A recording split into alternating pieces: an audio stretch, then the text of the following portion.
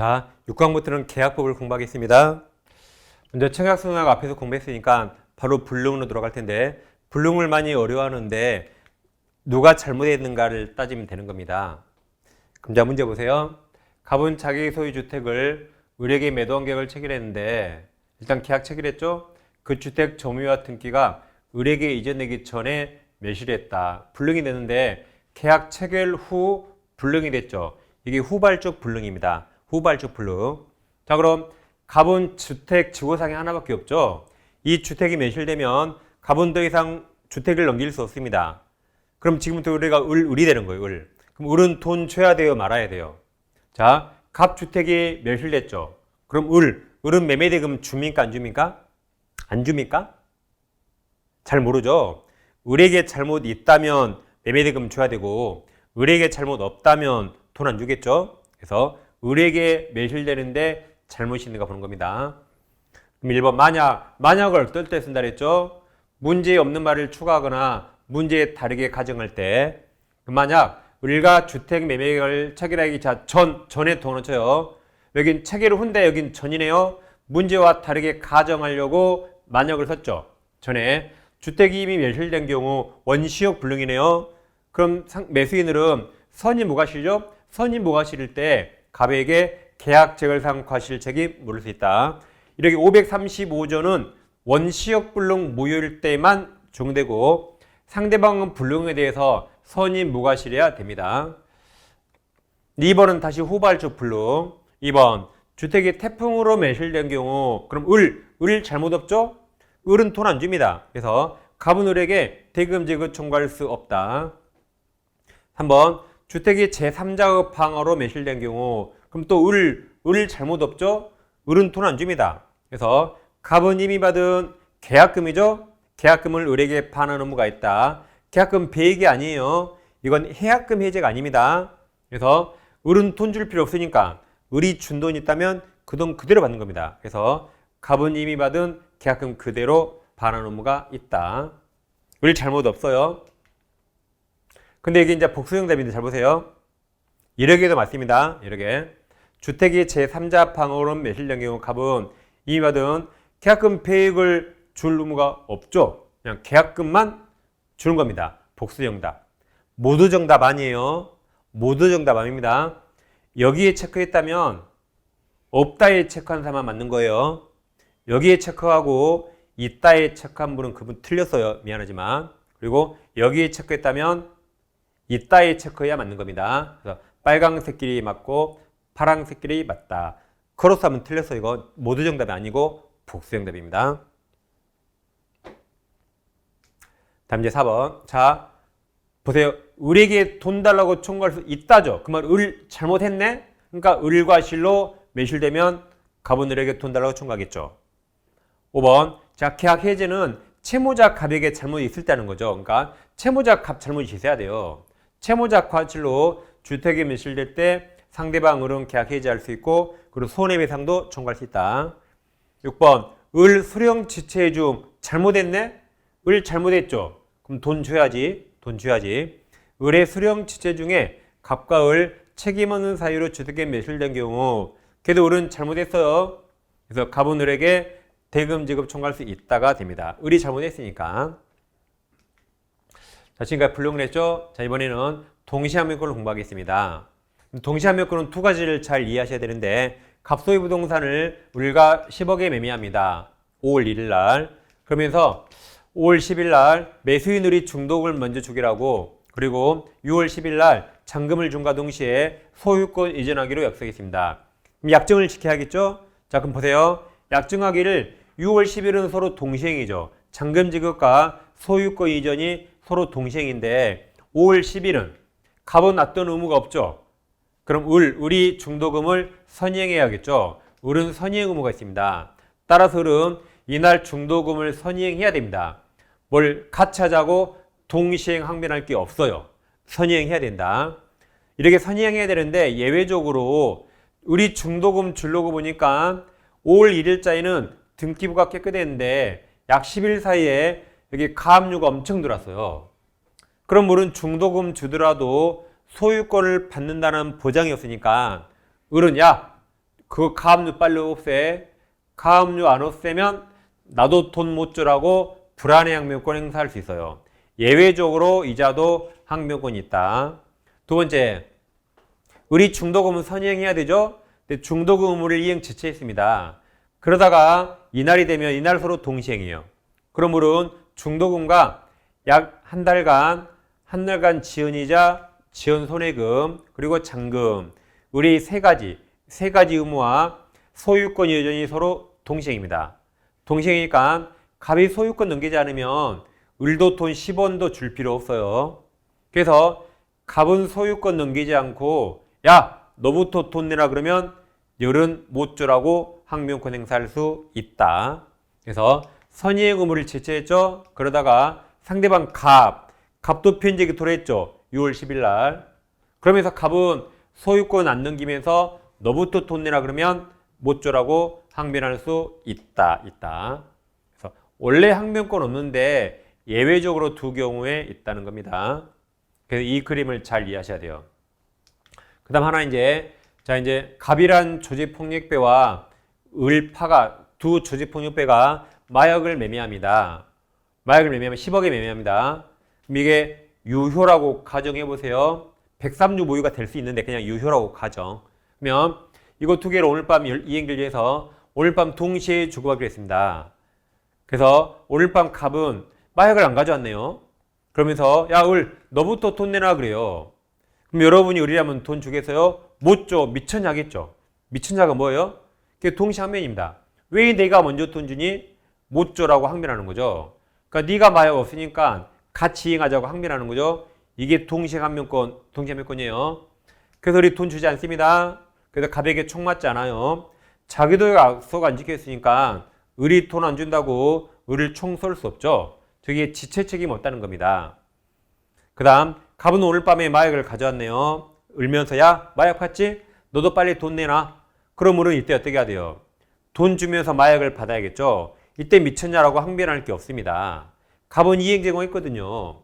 을은 돈 주고 마약을 받아야 돼요. 동시행하자고 항변할 게 없습니다. 근데 우리 돈을 주면 못하면 이제 갑에게 총 맞겠죠. 그럼 지체 책임지는 겁니다. 그럼 잘 보세요. 을에게 항변권이 있단 말은 갑이 이행 제공 안 했단 말입니다. 상대방이 이행 제공하면 항변권 없습니다. 그래서 을에게 항변권이 있단 말은 네가 안 했잖아. 그러니까 을도 편제기 때 이행하지 않더라도 절대 지체 책임 없어요. 항변권 존재만으로 절대 지체 책임 없습니다. 존재하죠. 비록 행사하지 않더라도 존재했단 말은 네가 안 했단 말이거든. 그러니까 나도 하지 않아도 존재만으로 절대 이행 지체 없습니다. 그 다음 갑은 을을 지체에 빠뜨리려면 자기는 약속을 지키고 을은 안 지켜야 그때 을이 지체에 빠집니다. 그래서 이 글이 왔다 갔다 잘 하셔야 돼요. 그래서 앞에 봤던 부동산과 이 마약 거래 두 개를 반드시 잘 이해해야 됩니다. 보세요. 이제 갑이 한 번 현실 제공해서 상대방을 지체에 빠뜨렸거든요. 그럼 이행 제공은 계속돼야 돼요. 아니면 지체를 이유로 빨리 계약을 해지하거나 아니면 이행 제공은 계속돼야 됩니다. 계약을 해지하지 않고 이행 제공을 그만두잖아요. 그럼 다시 미쳤냐라고 항변권 행사할 수 있습니다. 이 글을 왔다 갔다 잘 하세요. 자, 문제 보세요. 갑은 자신 소유 X부동산에 관해서 을과 매매계약 체결을 했고 갑의 소유권 이전 의무와 을의 퇴금 지급 의무가 동시행한 게 있습니다. 자, 1번, 2번 잘 보세요. 1번처럼 동시행관계에 있는 그러잖아요. 그럼 제일 끝에 있다로 끝납니다. 여기도 동시행관계에 있는 시작되죠. 그럼 제일 끝에 있다로 끝나요. 그러니까 이런 말 들어봤죠. 한 번 해병은 영원한 해병이다. 한 번 해병은 영원한 해병이에요. 한 번 동시행관계 있으면 끝까지 동시행관계 있다로 끝납니다. 그러니까 제가 해병대에 나왔단 말이 아니라 한병 해병은 영원 해병이죠. 그래서 동시행관계 있는 갑의 매매대금 채권이 병이 양도되더라도 그 동일성이 인정되는 한 관계는 존속한다. 다음 동시행관계 있는 우리 이 소유권 채무가 이행 불능이 돼서 손해배상 채무로 바뀌더라도 여전히 존재한다. 그래서 있는은 있다. 여기도 있는은 있다로 끝납니다. 3번 이건 자 항상 민사소송은 원용해야만 법원이 판단합니다. 3번 갑과을 조항이 없다면 동시함유권은 법원이 직권으로 고려할 사항이 아닙니다. 원용해야만 고려한다. 4번 갑의 이행 청구 소송에서 의리 주장한 이렇게 원용했잖아요. 원용하니까 인정합니다. 의리 주장한 동시함유권이 받아들인 경우 갑은 상환급부죠. 동시행황이니까 서로 교환으로 이행해, 즉 동시하세요 라고 판결을 받게 됩니다. 아까 이 그림 했죠? 이렇게 이 그림 했어요. 자, 그럼 문제 5번 의리 중도금 지급을 선이행하기란 경우 의리 이행을 지체한 동안에 상대방 갑 채무 변제기가 도래한 경우라면 특별한 사정이 없는 한 이제 쌍방 의무는 동시행이 있다. 아까 선이행을 지체하다가 이날이 되면 서로 동시행이죠. 갑의 소유권 이전과 중도금과 이자와 잔금 이 세 가지와 이게 서로 동시행한 게 된다고 아까 얘기했죠? 된다. 그 다음 이제 6번 의리 중도금 지급을 선이행하기로 한 경우라도 갑의 이행이 곤란할 현저한 사유가 있다면 을은 자기 채무 이행을 거절할 수 있다. 이게 아까 불안의 항변권 행사할 수 있다. 7번 어렵습니다. 갑의 이행 제공으로 수령지시에 빠진 을은 다음 그 후가 중요하죠. 그 후 갑이 동그라미 쳐요. 이행 제공 없이 동그라미. 갑 네가 안 했잖아. 그럼 을도 못하는 거죠. 이행 없이 이행을 청구한 경우라면 이제 행사할 수 있다고 아까 했습니다. 그러니까 이행 제공 계속돼야 돼요. 이행 제공을 그만두면 그때부터 미천자갈 수 있다 했습니다. 다음 지금 계약 부분 다 임의 규정이라 갑과 을 사이에 동시함유권을 폐지 포기 특약 유효조 임의 규정이 됩니다. 아까 이 조폭 사례 했습니다. 자, 9번 을은 갑 이행 제공이 없는 한 보세요. 갑이 안 했죠? 갑이 안 했죠? 그 을도 안 하는 거죠. 그 다음 이행기에 채무를 이행하지 않더라도 이행 지체 책임을 지지 않으며 이와 같은 효과가 뭐죠? 자 보세요. 이와 같은 효과가 뭐예요? 지체 책임 지지 않는 효과. 지체 책임 지지 않는 효과는 의리 통지함유권을 행사해야만 발생한 건 아니다. 즉 행사할 필요 없다. 즉 항변권 존재만으로 절대 지체 없다 했어요. 이행하지 않더라도 항변권을 행사하지 않더라도 존재했단 말은 네가 안 했잖아. 그러니까 존재만으로 절대 지체 없어요. 그래서 행사해야만 발생한 건 아니답니다. 10번 의리 채무 내용의 조준 이행 제공한 때에는 그럼 의리했잖아? 의리했죠? 그럼 갑도 해야 되죠. 갑은 항묘 행사할 수 없다. 여기를 살짝 을로 바꾸면 의리 이행 제공했잖아요. 갑은 이행해야 되죠. 갑은 항묘 행사할 수 없다 되는 거죠. 의리했으니까 갑도 해야 되죠. 항묘 행사할 수 없다.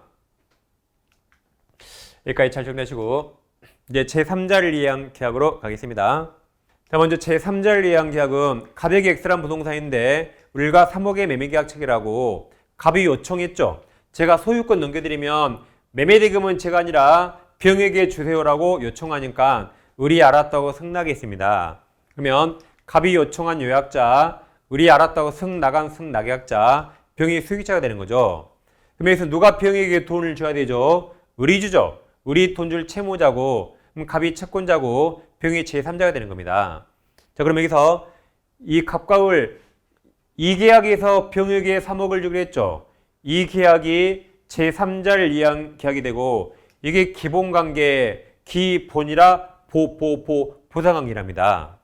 그러면 기본관계는 제3자를 위한 계약에 영향을 미치는데, 한편 갑과 병도 뭔가 있겠죠. 이들 관계는 대가관계인데 대가관계는 빨강새가 겹친 적 없죠. 대가관계는 제3자를 위한 계약에 영향을 미치지 않는 겁니다. 자, 그럼 병이 돈 받으려면 돈 받겠다라고 낙약자 을에게 수익을 갚아야 돼요. 그럼 병 권리가 확정이 됩니다. 따라서 이후 갑과 을은 합의로서 계약을 2억으로 깎는다든가 변경할 수 없습니다. 합의를 못하는 겁니다. 합의를 못하는 것이지 뭐 취소권이나 해제권 이런 단독행위, 형성권은 병 동의 없이도 행사할 수 있어요. 즉 보세요. 매매할 때 을이 사기 강박이 있다. 그럼 갑은 당연히 취소해야겠죠. 병 동의 필요 없어요. 당연히 취소할 수 있고, 을이 채무를 행하면 갑은 당연히 해지해야겠죠. 이런 단독행위, 형성권 행사할 수 있는데, 이게 없음에도 불구하고 갑과 을이 서로 짜고 계약을 변경 소멸할 수 없습니다. 잘 보세요.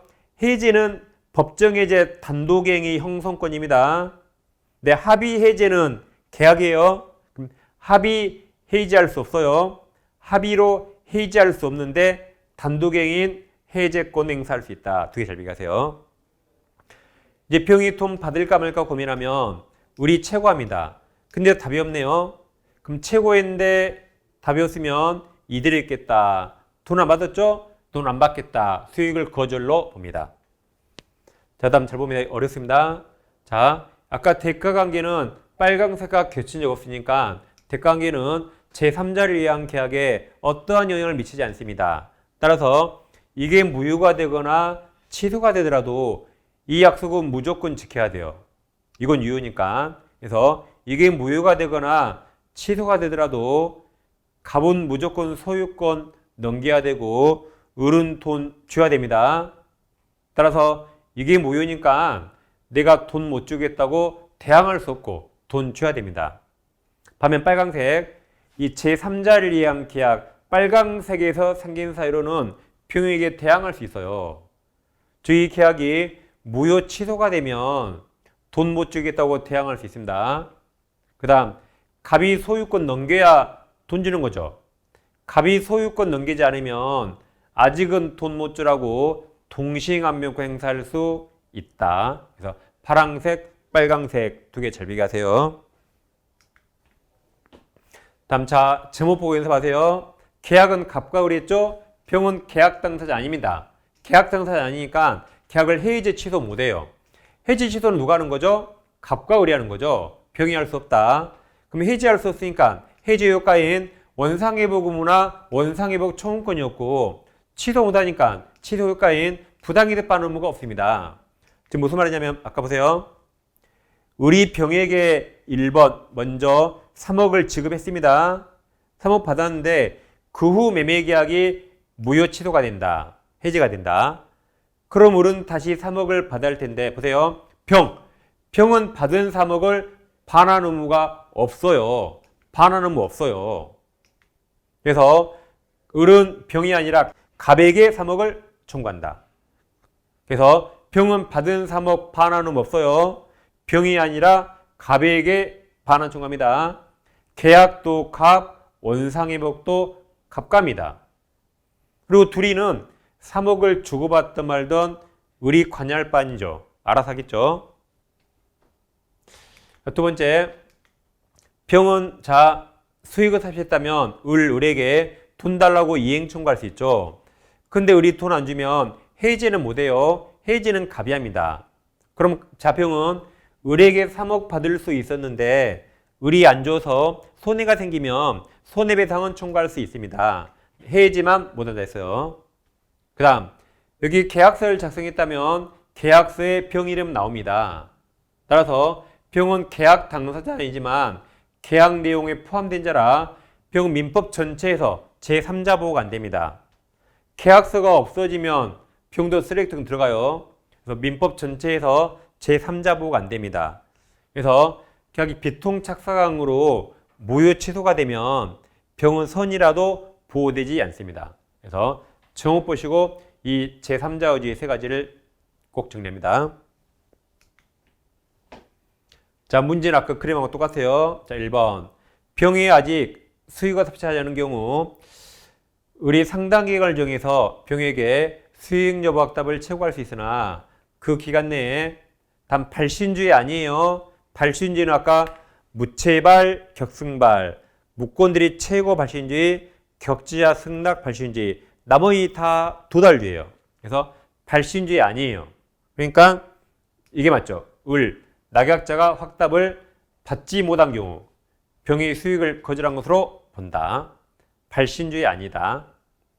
2번 병이 매매대금 지급을 청구하였으나 을이 지급하지 않으면 해제는 누가 하죠? 갑. 병은 해제할 수 없다 그랬죠? 갑이 해제한다. 다음 자 3번. 을이 병에게 매매대금 지급했는데 계약이 해지되면 특별한 사정이 없는 한 을은 병에게 부당이득반은 청구할 수 없다. 그러니까 갑에게 3억을 받는다 했죠? 자 4번. 갑이 을에게 소유권을 이전하지 않으면이죠. 을은 특별한 사정이 없는 한 병의 대금 지급 청구를 거절할 수 있다. 이거 보세요. 갑이 을에게 소유권을 이전하지 않죠. 그럼 빨강색이에요. 갑이 을에게 빨강색 소유권 이전하지 않죠? 그럼 나도 돈 못 주라고 대항할 수 있답니다. 그래서 병의 대금 지급을 거절할 수 있다. 5번.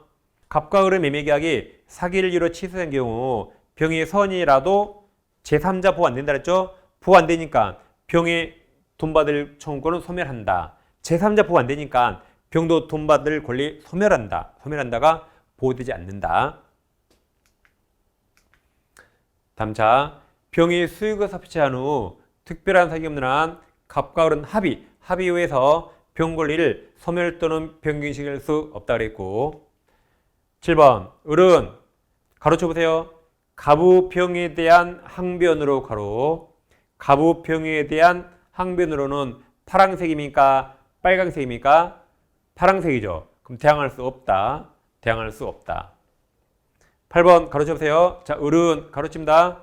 갑과 을 계약에 대한 항변으로 그럼 파란색이요, 빨강색이요? 을과 갑이니까 빨강색이죠? 그럼 대항할 수 있다. 그래서 병에 대항할 수 있다.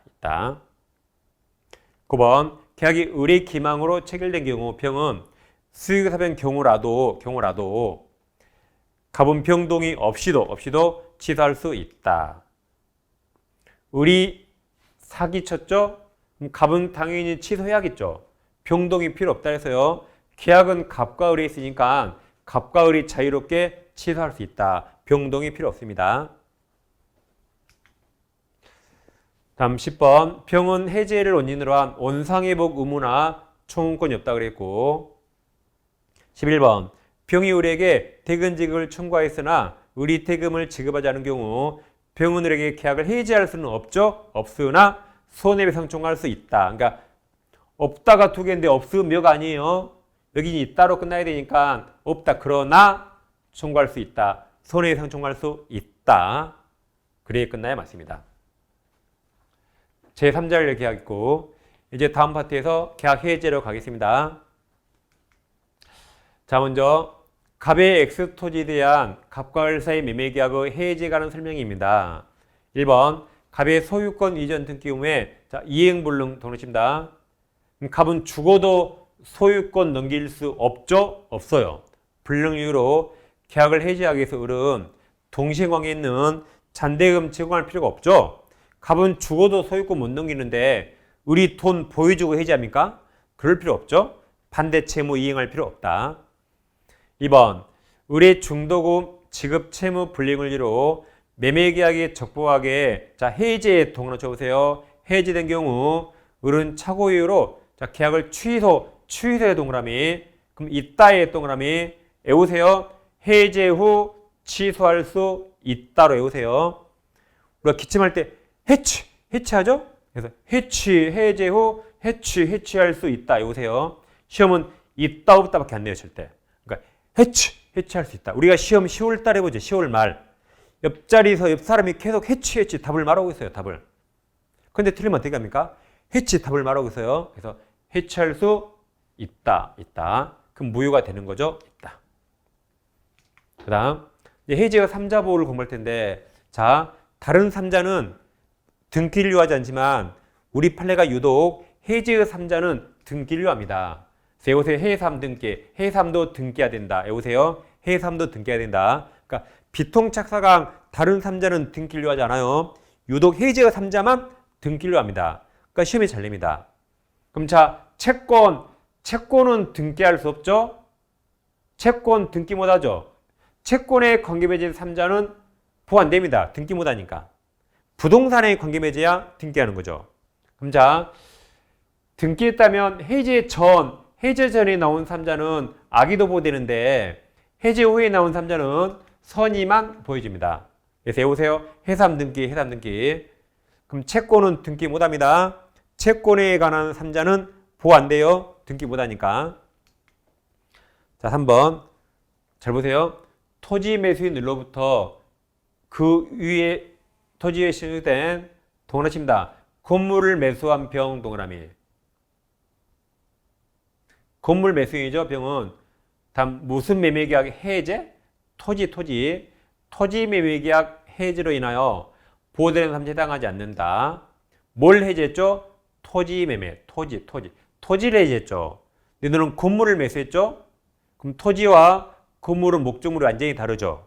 그럼 보호될 수 없죠. 자, 4번은 어떤 말이 제일 중요해요? 4번. 채권 본 순간 등기 못하죠.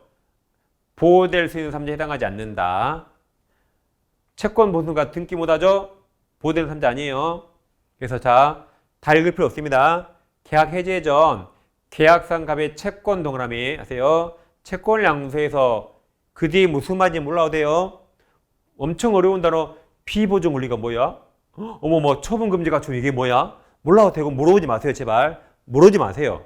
채권 나온 순간 등기 못해 보호 안 된다. 해당하지 않는다. 바로 달려가면 돼요. 무슨 말인가 질문하지 분명 말하세요. 또 밴드에 물어보지 마세요. 알면 더 틀린다. 여기는 그냥 채권 나 등기 못하지 보호되지 않는다. 5번도 뭐가 제일 중요해? 5번 분노가 채권 보이죠? 해당하지 않는다. 그냥 채권 등기 못하니까. 6번 어떤 말이 제일 중요할까요? 등기했죠? 해당한다. 등기했으니까. 자, 계약 해제 전 매수인으로부터 토지를 매수하여 소유권 이전 자 등기 동그라미 등기 경로한 병은 해제 소급표로부터 보호될 삼자에 해당한다. 왜 그래요? 등기했으니까. 해삼 등기했으니까.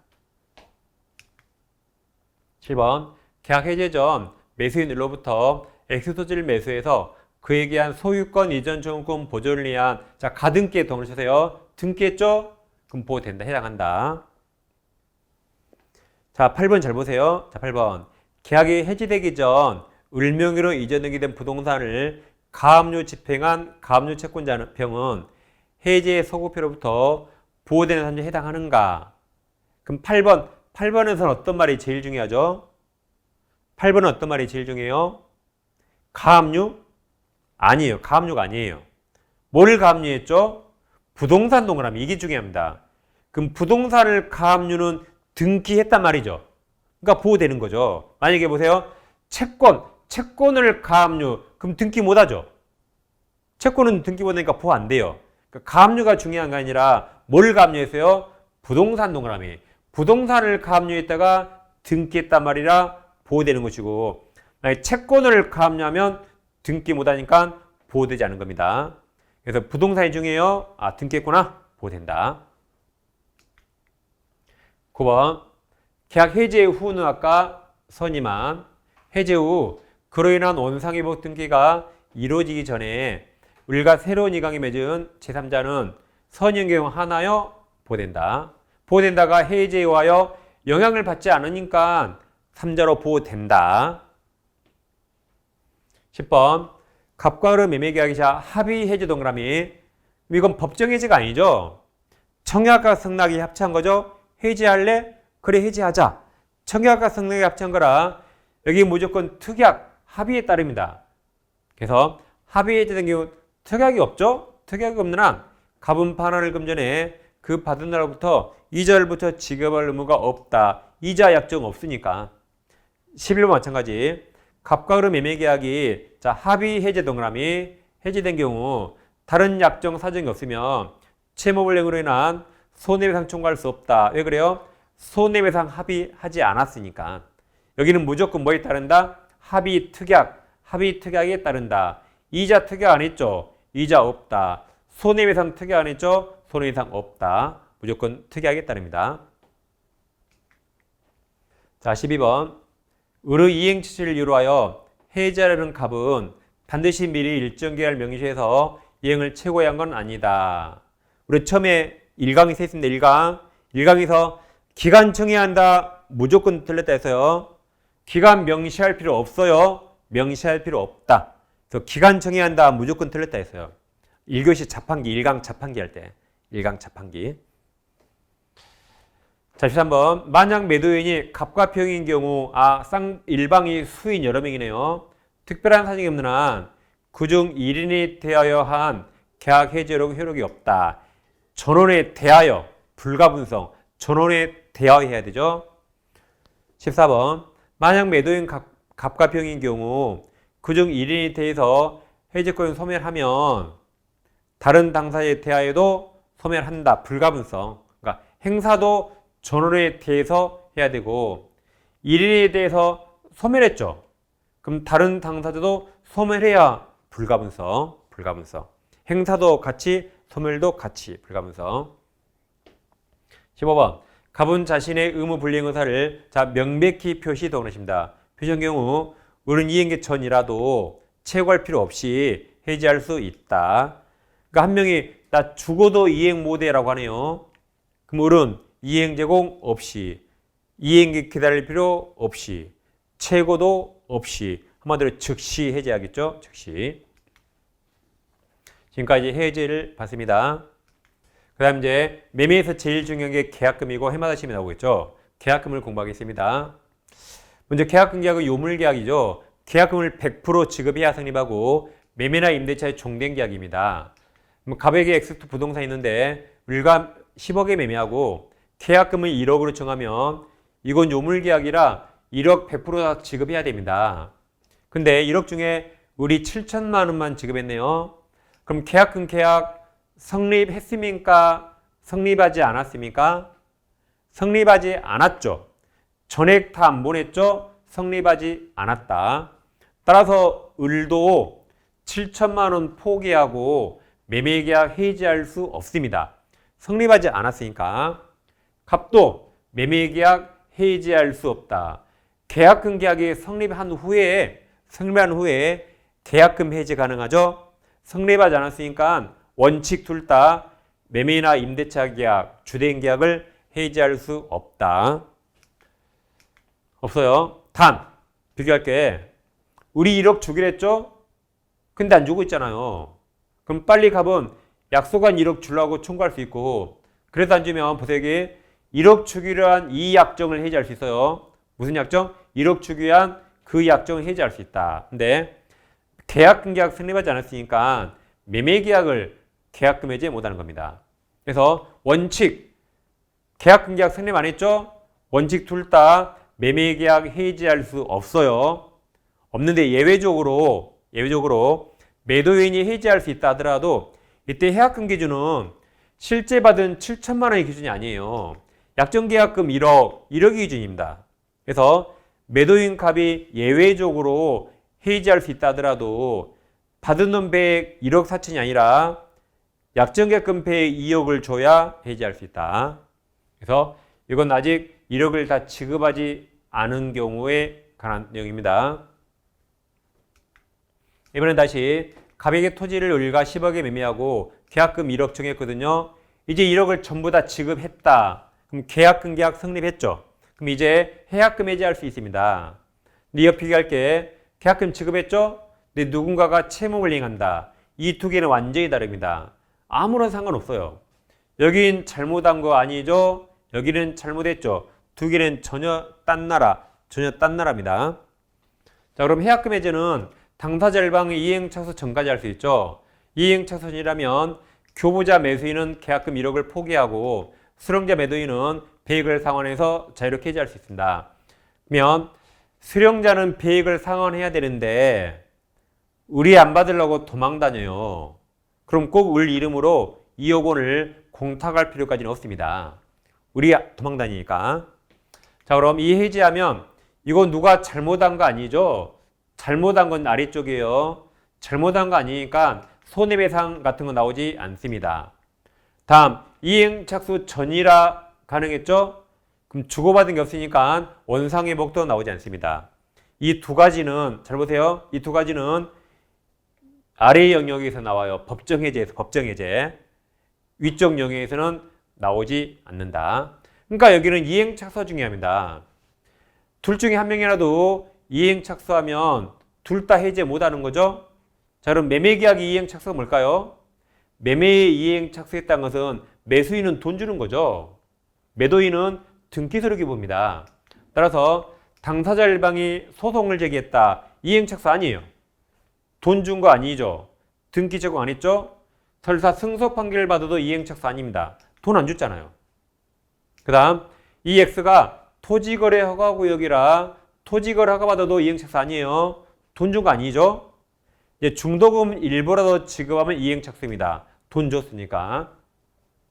그럼 매매를 6월 1일 날 하고 이행기를 즉 중도금 일자를 6월 15일로 정했는데 그 이전에 중도금 지급했네요. 6월 10일에 중도금 지급했다. 그럼 이행 착수입니다. 돈을 늦게 준 게 문제가 되는 거죠. 미리 준 건 10일 날 미리 준 건 특별한 사직이 없는 한 이행 착수가 됩니다. 그래서 이때는 해약금 해지할 수 있다. 여기는 못합니다.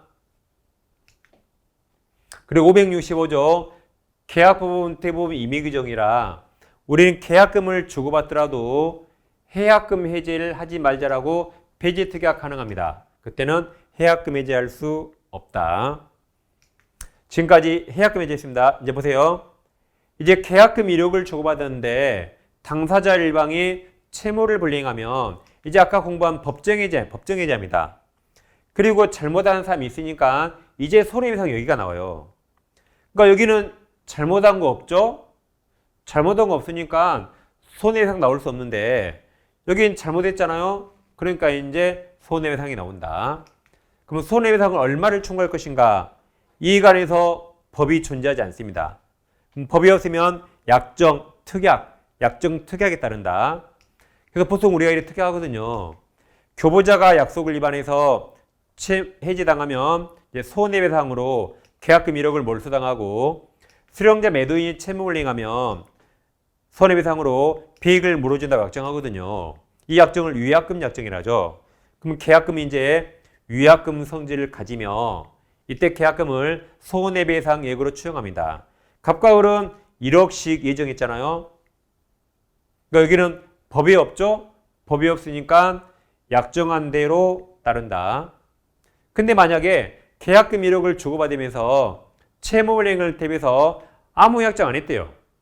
즉 이런 약정하지 않았다. 그때 계약금은 위약금 성질이 없어요.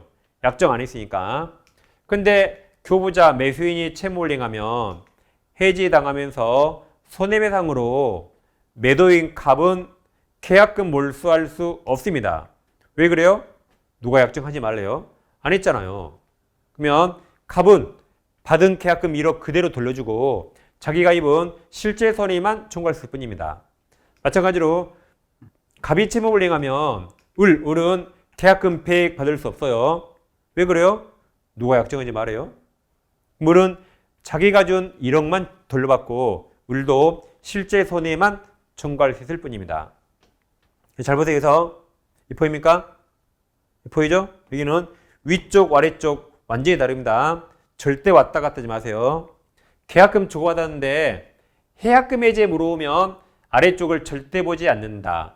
해약금 해제는 이행 착수했는가 안 했는가만 보세요. 했다면 둘 다 못하고 안 했다면 여러 개 하면 되는 겁니다. 법에 있으니까. 근데 누군가가 채무불이행했죠. 그럼 법정해제하고 잘못한 사람이 있어서 손해배상 청구할 수 있는데 얼마를 청구할까가 법에 없어요. 그러면 위쪽 보지 마시고 어떻게 약정했는가? 약정한 대로 움직이면 됩니다. 법이 없으니까. 그래서 보세요. 자, 계약금은 둘 중에 뭐로 추정되죠? 이 법에 있으니까 해약금으로 추정돼요. 여긴 법이 없으니까 위약금 약정이 있어야만 위약금 성질이 있고 아무 약정 없다면 위약금 성질 없다 그랬죠. 여긴 법에 있으니까 해약금으로 추정됩니다. 그 지금 위쪽이니까 당연히 위쪽 해약금을 찍어야겠죠. 우리가 눈치가 있어야지. 그래서 자, 계약금은 해약금으로 추정되므로 별도의 약정이라는 게 뭐 해약금 같은 약정이 없어도 해약금 성질을 가진다. 왜 그래요? 법에 있으니까 법에. 근데 여기는 법이 없잖아요. 그래서 계약금은 별도의 특약이 있어야, 즉 위약금 특약이 있어야 위약금 성질을 갖고, 위약금 특약이 없다면 위약금 성질을 갖지 않습니다. 여기는 법이 없고 여기는 법에 있고 차이입니다. 그래서 보세요. 우연히 이 금액과 우연히 이 금액이 우연히 일치하는 거지 두 개는 아무런 상관없다. 왔다 갔다 하면 절대 안 됩니다. 그러니까 이 선을 절대 왔다 갔다 하지 마세요. 아무 상관없다. 아무 상관없습니다. 자, 갑은 자신의 토지를 의뢰에 매도하면서 계약금 1억 받았다, 1천 받았다.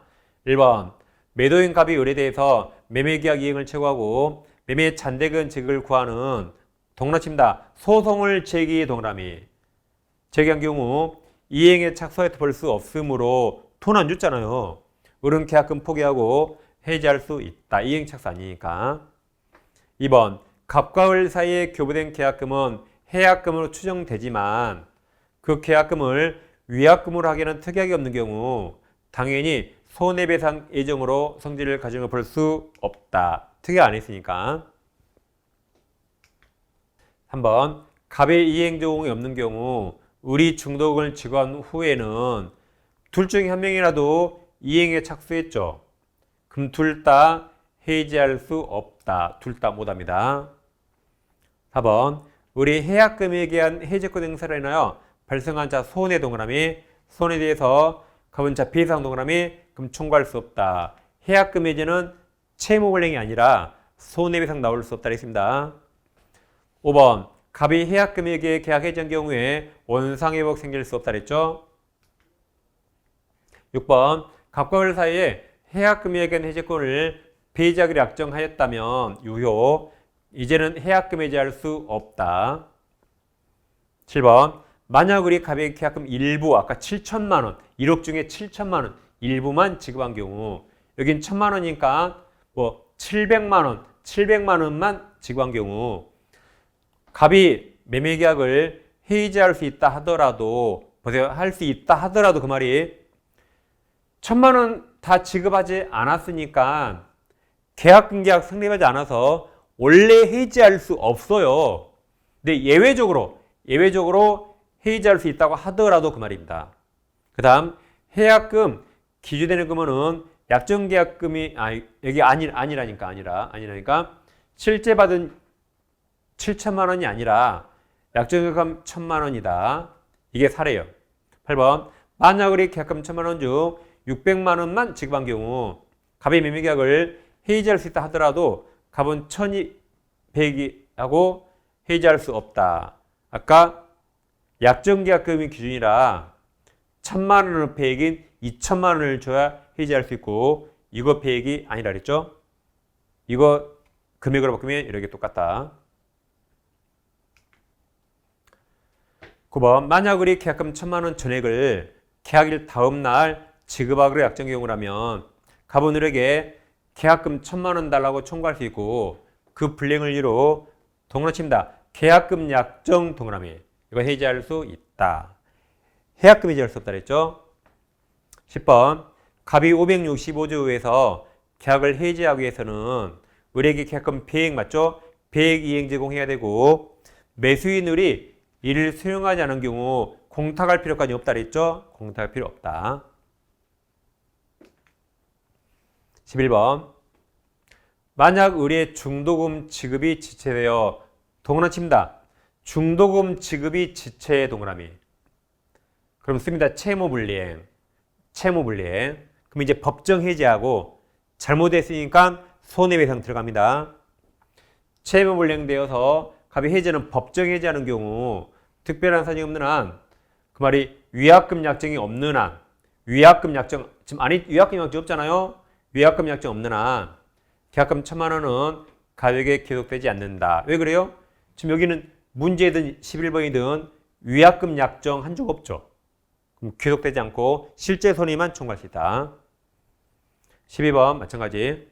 갑을 사이에 계약금을 위약금을 하는 특약이 없는 경우 을의 채무불이행으로 계약 해지되면 갑은 실제 손해만 받을 수 있다. 왜 그래요?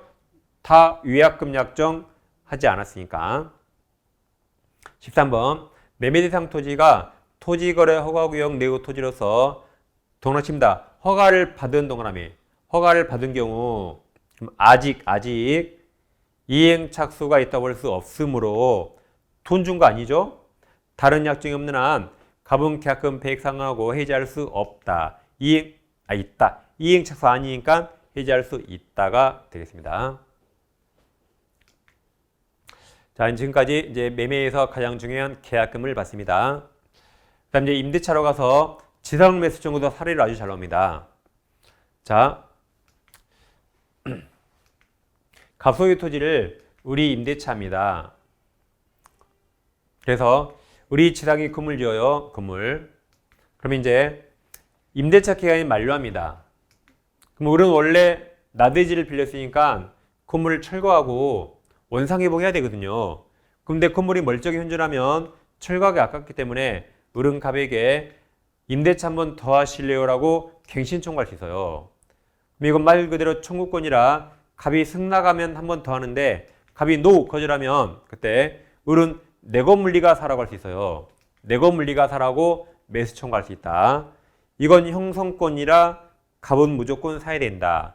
바로 매매가 형성이 되고 이건 다 강행 규정이죠. 배지 약정 무효가 됩니다. 제가 지금 절차를 다 말씀드렸어요. 그럼 이제 이쪽으로 오세요. 자, 이처럼 지상물 매수 청구는 건물 소유자만 할 수 있죠. 우리 건물을 제3자 평에게 매도하면 이제 을은 더 이상 매수 청구할 수 없습니다. 소유자가 내 건 내가 사겠죠. 그 다음 임대차 기간을 정하지 않았어요. 그래서 임대인이 해지 통과하면 6개월에 끝나는데 원래는 갱신 청구 해야 되죠? 이때는 갑이 그만두자 그랬죠. 그때는 갱신 청구 없이 요하지 않는다. 불료 없이 곧바로 매수 청구할 수 있습니다. 당연하죠? 아니 갑이 그만두자 그랬는데 거기다 대고 갱신하실래요? 그 입이 부끄러워요. 그때는 갱신 청구 없이 곧바로 매수 청구할 수 있다. 그 다음 다시 그림. 이제 건물에 보존 등기하면 토지 임대차가 대양력이 생기죠. 대양력이 먼저 생기고 갑이 토지를 병에게 팝니다. 그럼 자, 병이 등기하면 매매로 소유자 바뀌면 시간순 양수인 등기보다 이게 빨랐잖아요. 그럼 병에게 대항할 수 있죠. 그럼 대항력이 뭐죠? 갑에게 행사할 수 있는 걸 제3자 병에게 행사할 수 있다. 그래서 갑에게 매수 청구할 수 있었다면 병에게 할 수 있습니다. 대항력이에요. 자, 그 다음 건물에 근저당권이 있어도 당연히 매수 청구할 수 있죠. 그럼 저당권 없는 건물 있을까요? 대부분 저당권 있겠죠. 그래서 내 건물 사라고 매수 청구할 수 있다. 이건 이미 시험에 나왔는데 그럼 얼마에 살 것인가? 건물 시가가 10억이고 채권 최고의 4억입니다. 그럼 둘 중에 얼마에 살까요? 시가 상당액입니까? 아니면 시가에서 채권액을 공제한 6억일까요? 얼마에 둘이 매매할까요? 그러니까 보세요. 지금 우리 4억을 빌린 거죠. 그럼 채무자가 을이죠. 을이 4억을 갚는 겁니다. 은행 허락도 없이 채무자를 갑으로 변경할 수 없어요. 그래서 을이 4억을 갚는 겁니다. 그럼 갑은 시가 10억에서 10억. 10억이 사고 을이 4억을 갚는 거예요. 그래서 시가 상당히 10억입니다. 이건 아직 시험에 안 나왔습니다. 우리 시험에. 자, 문제 보세요. 갑은 건물 소유를 목적으로 동그라미 치세요. 을의 을소유 X소유 동그라미 임차 갑이했죠? 건물 신축하였다. 그럼 아까 지금까지 우리가 본 거하고 사례를 제가 일부러 달리했어요. 자, 을이 임대인이고 갑이 임차인.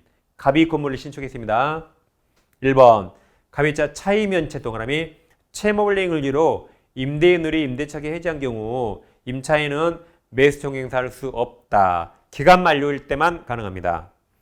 2번 임대차 기간 정함이 없는 경우 임대인 을이 해지 통과하면 갑은 갱신 청구해야 한 게 아니라 유무에 불구하고 즉 할 필요 없이 매수 청구할 수 있다. 3번 임대차 기간 만료 후 을이 임대인 을 토지 소유자 을이 X 토지를 제3자 평에게 양도한 경우 갑은 임차권 대항력을 갖춘 경우에 한해서 제3자 병을 상대로 매수 청구할 수 있다죠. 대항력이 있어야 병에게 행사할 수 있다. 4번 갑이 건물의 근저당을 설정한 경우 임대체계에 만료되면 갑은 임대인을 상대로 지당을 매수 행사할 수 있으며 이 경우 매수 가격은 매수당 시가 상당액이죠. 시가에서 아까 최고액이나 피담은 채무를 공제한 금액이 아니라 그랬죠. 시가 상당액이 10억이다. 10억. 6억이 아니라 그랬습니다. 5번 갑을 사이 임대차익이 만료되면 갑은 지당 건물을 철거하기란 약정, 이 약정은 매수 청구권 폐지 약정으로서 강행규정 위반 원칙 무효가 되는 거죠. 6번입니다. 자, 갑의 건물 매수 청구와 적법한 경우, 자 그럼 매매가 성립됐죠? 매매가 성립됐어요. 그 매매가 되면 동시에 돈줄 의무와 소유권 이전 동시에 갑은 자 가로 쳐보세요. 의뢰 대금 지급이 있을 때까지 가로. 그 말은 임대인 의뢰 돈 안 줬죠. 갑도 건물 소유권 이전을 거절할 수 있죠. 동시에 있으며. 그 다음 거절할 수 있죠. 근데 그와 별개로 갑은 현재 을토지를 사용하죠. 그럼 사용료는 줘야 됩니다. 별개요. 그래서 이 경우 건물 부지 임료 상당액을 반환할 필요가 있다. 다시 가로친 거. 가로에서 을이 지금 돈 안 주죠. 을이 돈 안 주면 동시행함매권이 있으니까 소유권 이전을 거절할 수 있습니다. 단 갑은 을토지를 사용하죠. 그럼 사용료는 줘야 되죠. 그래서 임료 상당 반환 의무가 있다. 그래서 동시함매권으로 소유권 거절할 수 있다와 내 땅 아니니까 사용료 내라 서로 별개입니다. 잘 비교하세요. 이제 지상물 매수까지 봤습니다.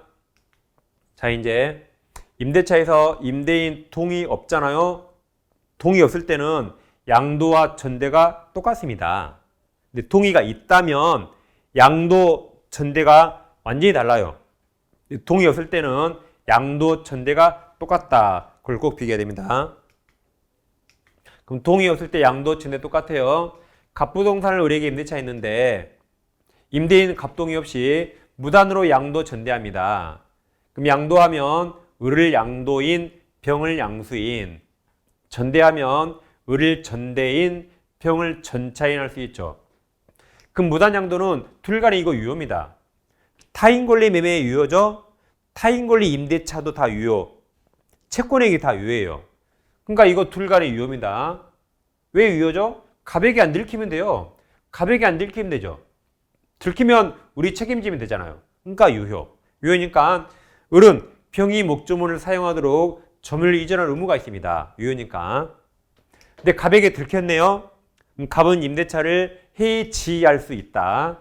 원칙 해지하고 쫓아낼 수 있는데 예외적으로 두 사람이 법률상 배우자고 이 건물에서 동거하면서 함께 가구점을 운영합니다. 이처럼 배우자끼리 가구점을 운영하는데 무단 양도했다. 이 무단 양도가 임대인에 대한 배신행위가 아닙니다. 그래서 이처럼 무단 양도가 임대인에 대한 배신행위가 아니라 인정만한 특별한 사정이 있다면 그때는 배신이 아니죠. 이런 특별한 사정이 있다면 예외적으로 해지권이 제한된다. 근데 예외적으로 해지할 수 없습니다. 그 다음 갑부동산을 다시 의뢰에게 임대차 했는데 동의 없이 무단으로 양도진다 했죠. 그럼 자 갑은 해지할 수 있죠. 해지할 수 있는데 귀찮아 해지 안 했습니다. 해지하지 않으면 여전히 유효하기 때문에 의뢰부터 차임 월세 받습니다.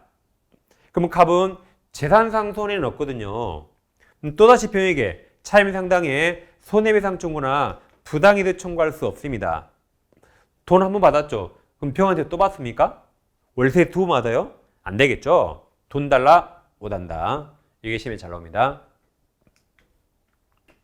자, 을은 갑소유 X금을 임차한 후 갑 동의받지 않고 무단으로 임차권을 양도했다. 그럼 동의 없을 때 양도 전대 똑같아요. 1번 을과 병 사이 임차권 양도는 갑 동의 없더라도 유효이므로 그럼 을과 병 유효죠. 그래서 을은병에게 X금을 인도해서 병의 사용 수행할 수 있도록 할 의무가 있다. 유효니까. 2번 유효니까 2번. 을은병에게 갑동의 받을 의무가 있다. 유효니까. 3번 을과 임대차 계약에 존속하는 동안 그러면 갑이 해지하지 않았죠? 해지를 안 했어요. 그럼 우리에게 월세를 받으니까 갑은병에게 불법점을 이뤄 손해배상 돈 달라고 청구할 수 없다. 4번도 마찬가지. 해지하지 않았죠? 그럼 우리에게 월세를 받잖아요. 재산 상손이 없습니다. 그래서 갑은병에게 차임 상당에 부당이득하는 청구할 수 없다. 만약 병이 을의 배우자이고 X건물에 동감해서 함께 가구점을 경영하고 있는 경우 갑은 예외적으로 해지할 수 없다 그랬죠? 없다. 여기까지 동의 없는 양도 전대입니다. 자, 그럼 이제 동의 있는 양도와 전대는 완전히 다른데 양도는 시험에 거의 안 나오고 나온다면 전대가 훨씬 많이 나옵니다. 그래서 동의 있는 전대를 하겠습니다. 자, 보세요. 임대인 동의였고 전대차 있죠. 그물을 전대인 병을 전차이고 병이 직접 점유합니다. 근데 임대차가 기간 만료가 아니라 중간에 합의로 종료했다. 그럼 병은 동의 얻었으니까 병 전차권은 소멸하지 않고 계속 점유하겠죠. 그 다음 다시 갑과 을이 임대차하고 임대인 동의였고 병에게 전대차입니다. 병이 직접 점유하는데 자 임대차 기간이 확정하지 않으면 임대인이 해지 통고할 수 있죠. 그때는 그 사유를 전차인에게 통지하여야만 병한테 대항할 수 있습니다. 근데 이번에는 임차인이 2기 이상 차임을 연체합니다. 그럼 임대인은 해지하죠. 그때는 전차인 병에게 그 사유를 통지하지 않더라도 전차인에게 대항할 수 있습니다. 이것 두 개 잘 비교하세요. 자, 문제입니다. 건물 임대인 갑동이 얻어서 임차인 을과 병이 전대차했다. 자, 1번 갑과 을의 합의로 임대차가 종료되더라도 병 동의 얻었죠? 전차인 권리에 소멸하지 않는다. 2번 전대차 종료 시 병은 건물 사용 편익에서 다음 갑동이죠? 갑에게 청구하니까 임대인 갑동이 얻어 부수가 물건 매수를 갑에게 청구할 수 있다. 3번도 마찬가지. 병이 건물 부서물 갑으로부터 매수했다면 병은 전대차 종료 시 갑에게 매수 청구할 수 있다. 둘 다 갑에게 매수를 청구하니까 여기는 갑동이, 여기는 갑으로부터 매수가 됩니다. 4번 임대차와 전대차가 모두 만료된 경우 전차인 병은 건물 임대인 갑에게 직접 명도하면 임차인 을에 대한 건물 명도를 면한다죠. 5번, 6번 잘 비교하세요. 5번, 6번. 자, 5번 을의 차임 면책이 2기 차임액에 달하여 갑이 임대차 계약을 해지 동그라미 을이 잘못했죠. 잘못했을 때 하는 게 해지입니다. 해지하는 경우 갑은 전차인 병에게 그 사유를 통지하지 않더라도 해지로 대항할 수 있다 그랬고 6번 기간 정함이 없는 임대차 계약이 갑의 해지 통고 동그라미 이건 잘못한 거 아니에요. 기간 정하지 않았다. 잘못한 거 아니죠. 그때 하는 게 해지 통고예요. 통고로 종료한 경우 갑은 병에 대해서 그 사유를 통지하지 아니하면 대항할 수 없다. 그 말이 통지하라 말이고 여기는 통지할 필요 없다는 겁니다. 두 개 잘 비교하세요. 자, 이제 6강까지 민법을 다 마치고 다음 7강부터는 민사특별법에 들어가겠습니다. 자, 일단 6강을 마치겠습니다.